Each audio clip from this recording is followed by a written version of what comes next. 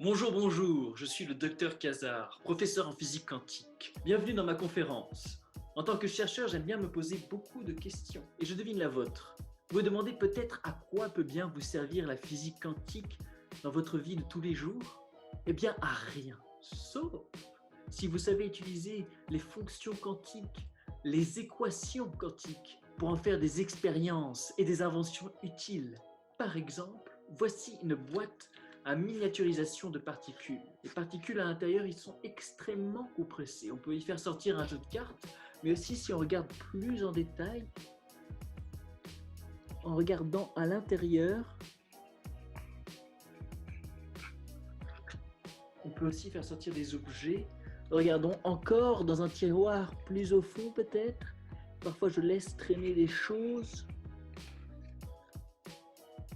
Voilà, dans la vie de tous les jours, c'est très utile, idéal quand on veut voyager ou faire d'autres projets, mais ça ne s'arrête pas là.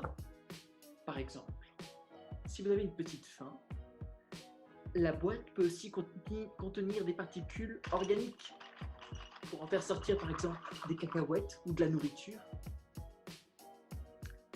Mais tout cela n'est qu'une question de perspective. Et il est bon de prendre un peu de recul.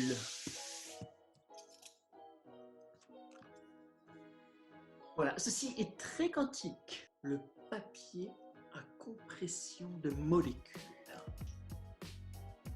Si je mets le papier en contact avec le feu, les molécules vont rentrer en ébullition. Mais pour ça, il me faut un verre, bien entendu. Et une fois que cela rentre en ébullition, ça va ramener à la taille d'origine l'objet compressé. Voici de la glace compressée. On peut même refaire avec un autre bout de papier.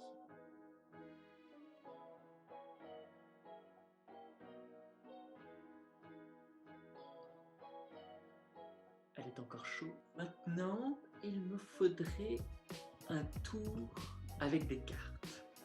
Un instant. Alors ici, nous avons Rousseau. Ah voilà, Descartes. Descartes. Méditation métaphysique.